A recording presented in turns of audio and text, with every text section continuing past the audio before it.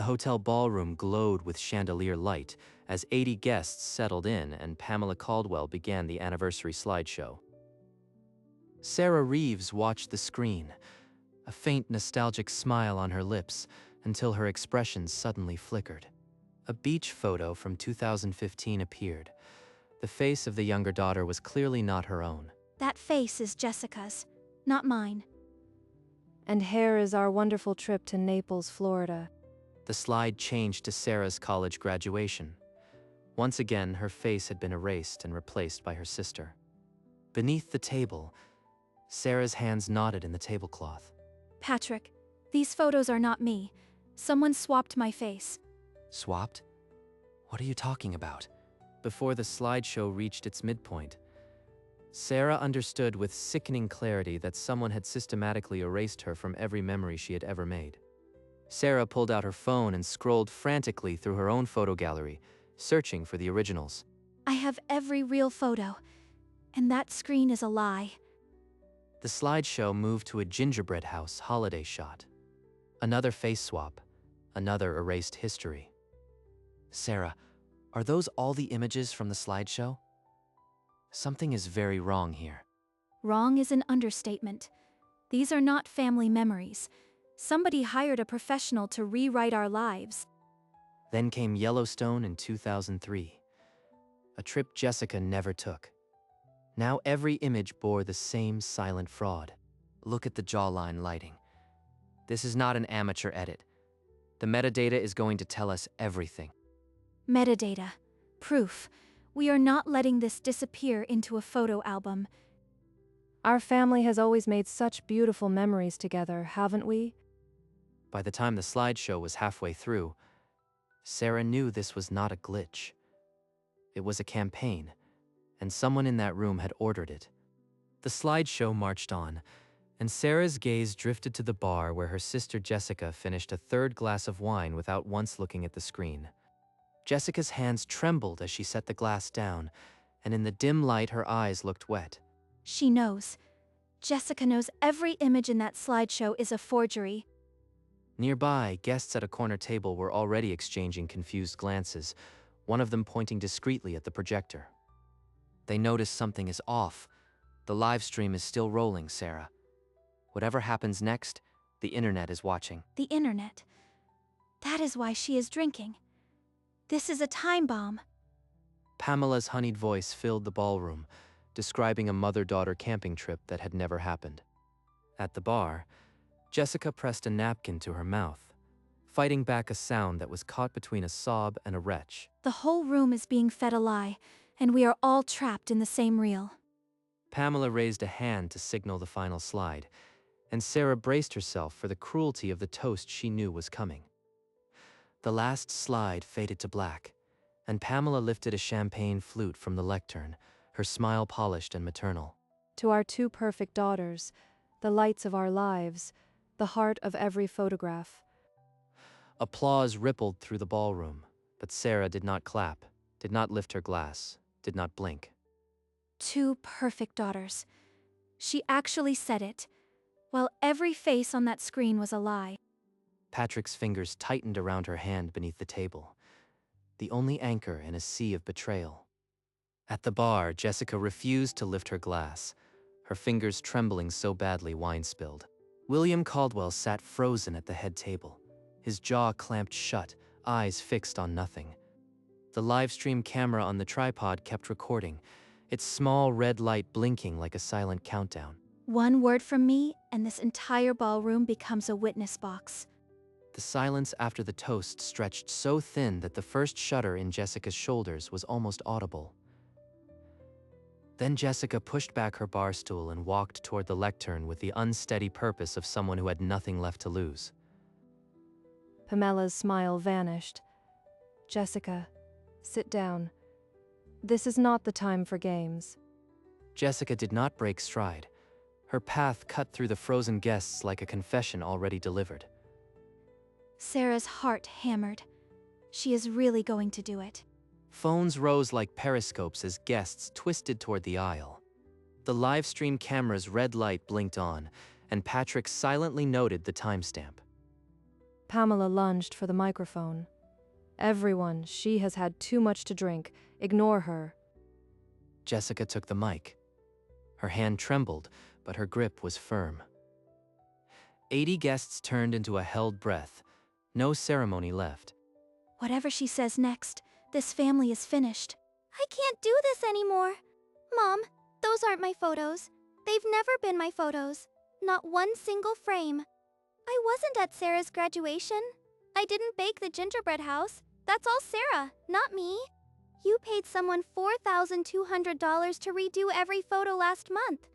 A Russian face swap service did it. You're drunk, Jessica. Someone take the mic. Pamela lunged, but Jessica stumbled back, her arm outstretched to keep the microphone clear. You told me to play along. I tried. I can't. Sarah, I'm so sorry. I should have stopped this. Sarah could not speak. The apology landed like a stone in still water, and all she could do was watch her sister break. The live stream chat surged with shocked messages, and William Caldwell remained motionless, his world imploding in slow motion. The ballroom erupted into a low roar of disbelief. Guests turned to one another, some openly pointing at the screen, others at Pamela. The live stream chat scrolled in furious bursts. "This is evil. Someone call the police. Her own mother did this." Turn off the stream. No one moved. The live stream camera kept its red eye fixed on the stage. At a side table near the back, Frank Morris, the family attorney, rose slowly from his seat. His eyes met Sarah's across the chaos. Sarah saw Frank stand and felt the floor shift beneath her. This was no longer a family fight.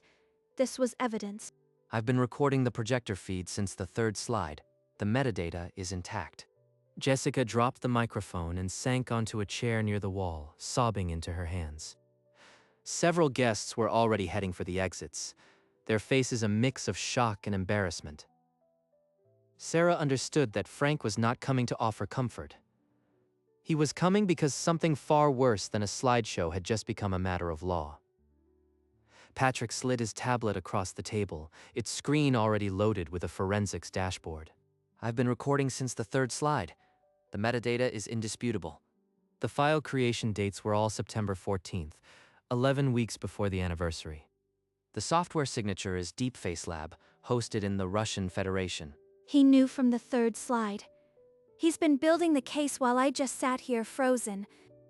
Patrick's finger tapped the screen and the log of modifications scrolled like an indictment. "This isn't a family squabble. It's criminal fraud with a digital paper trail." She didn't just erase me from photos. She built a legal trap. The tablet's glow made their corner of the chaos feel like a forensic clean room. Frank reached the table just as the evidence locked into place. Frank set his briefcase down with a heavy clunk and examined the tablet screen over Sarah's shoulder. "This metadata aligns exactly with what I was afraid of. There's more to this than you know." He pulled a photocopy from his case. The header read, "Last Will and Testament, revised draft, dated 11 weeks ago." This document disinherits you completely. It leaves the entire estate to Jessica, with no mention of you.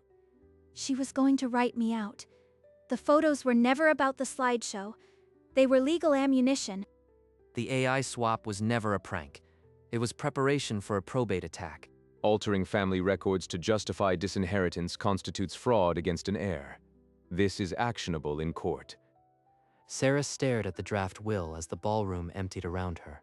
She was really going to erase me from the family. Not just photos. Legally, permanently. Frank nodded slowly, his expression saying the word that none of them wanted to speak aloud. Criminal.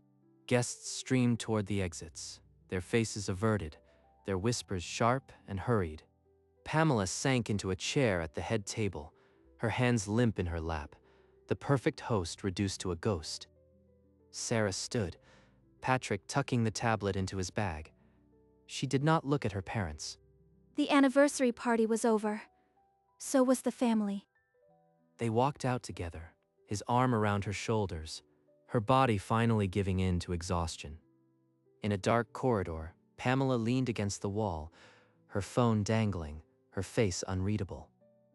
A guest draped a jacket over Jessica's shoulders, but Jessica stared only at the door. I should have said something years ago. Maybe she would have looked back. The live stream camera still glowed, the chat still calling for accountability.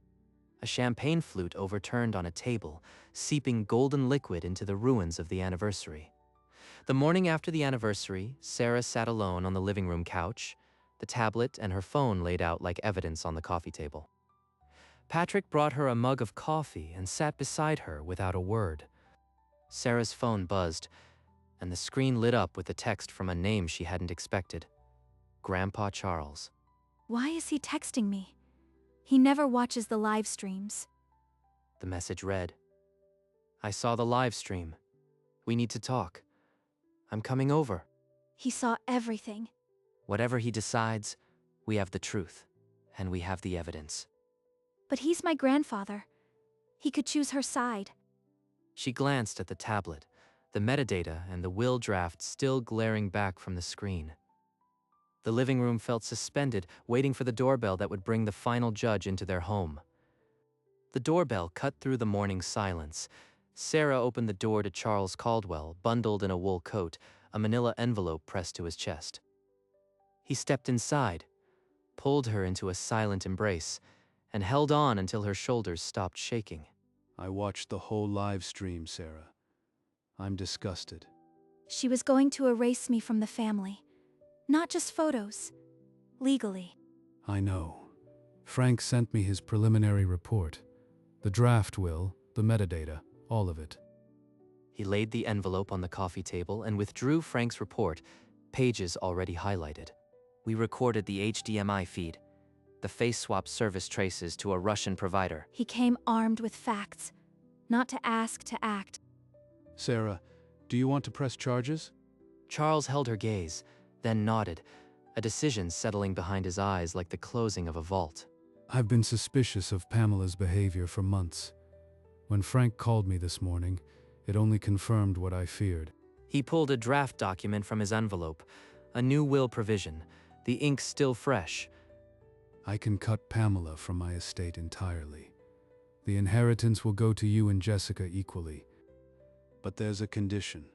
Jessica must complete 18 months of court-ordered therapy before she receives a cent. Therapy. Not punishment. A way to untangle what Mom did to her. She needs help, not punishment. I can accept that. It's fair. It holds her accountable but gives her a path back. Charles nodded, and for the first time the lines on his face seemed less like age and more like resolve. This isn't revenge. This is reclaiming the family from someone who tried to destroy it. The plan was on the table, solid and clear, but Jessica's choice still hung in the air like the last unspoken piece. Jessica arrived still wearing yesterday's pink dress, her eyes red and voice barely a whisper, as if all her tears had been spent on the ballroom floor.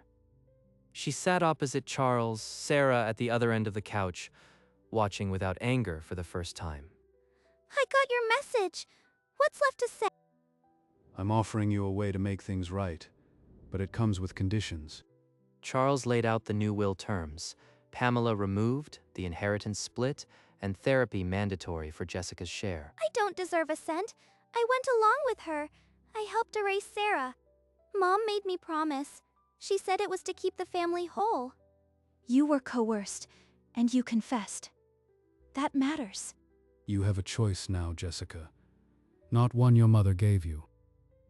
Jessica stared at the floor, then slowly raised her head, a fragile nod forming, and Charles leaned forward to slide the document toward her. I'll do it. I'll see a therapist. I should have done this years ago. Sarah saw the tremor in her sister's hand and reached across to hold it. Charles dialed Frank and put the call on speakerphone. The stipulation is clear. If Jessica agrees to court-ordered therapy, the terms stand. Then it's settled. Pamela is cut out entirely. The estate goes to Sarah and Jessica, equally. I'm not doing this for the money. I'm doing it because I want my sister back. Sarah leaned over and pressed her hand firmly over Jessica's on the document. Patrick, leaning against the doorframe, allowed a small, hopeful smile. With trembling fingers, Jessica signed her name beneath the therapy condition. The phone still on speaker, Frank's voice murmured approval as the ink dried. A furious pounding shook the front door. Pamela Caldwell burst inside without waiting, William shuffling after her, his face pale and defeated. You can't do this, Charles. My own father turning against me over some stupid photos. I just did, Pamela. You tried to defraud your own child. You are out of my will and out of this family. Sarah, you're going to let him destroy us? After everything I've done for you? You replaced my face in every photo. Now you're replaced in the will.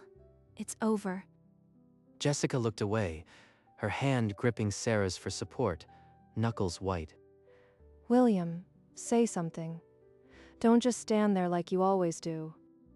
Pamela, maybe we should just go. Pamela spun on her heel, storming out of the house, her heels loud on the tile, William trailing like a shadow. The door slammed. For a long moment, no one spoke. The house felt different, as if a poison had been expelled. 3 weeks later, the will was official, signed and filed in Frank's office, while both sisters stood quietly. Everything is in order. Charles's instructions are clear. The estate is yours equally. Earlier that morning, Jessica had pushed open the door of a therapist's office, her hand trembling less with each step inside. It's terrifying, but for the first time I'm facing something without hiding. That afternoon, Sarah and Jessica sat at a corner table in a coffee shop, 2 cups growing cold between them. I'm glad you told the truth.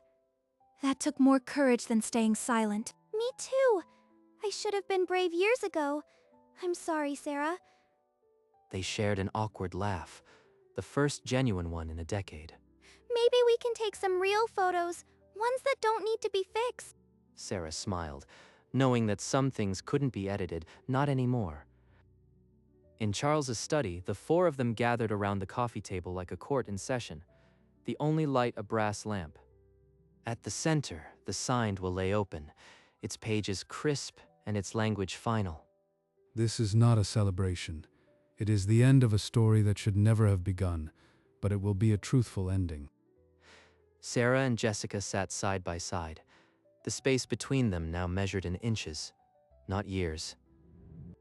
By signing this acceptance, you both confirm the equal division of the estate and, Jessica, your obligation to complete court-ordered therapy. Sarah took the pen first, her hand steady, and signed her name without hesitation. Jessica's fingers tightened around the pen.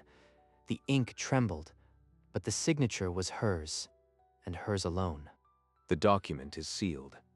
Charles Caldwell's estate now passes to his granddaughters exclusively. Then let the record show Pamela Caldwell is disinherited, and this family's true story stands. In the silence that followed, the last shadow of the anniversary's fraud finally lifted, leaving only the quiet aftermath of justice. They stepped out of Charles's house into a sky where the clouds had broken, and the afternoon sun felt like a quiet verdict. I'm sorry I didn't stand up for you sooner. I should have been the one to stop her. You did when it counted. That's what matters. No one can change the past, but we can stop letting it define us. Without another word, they drove to the old Caldwell house, a future sold already, its empty front yard silent.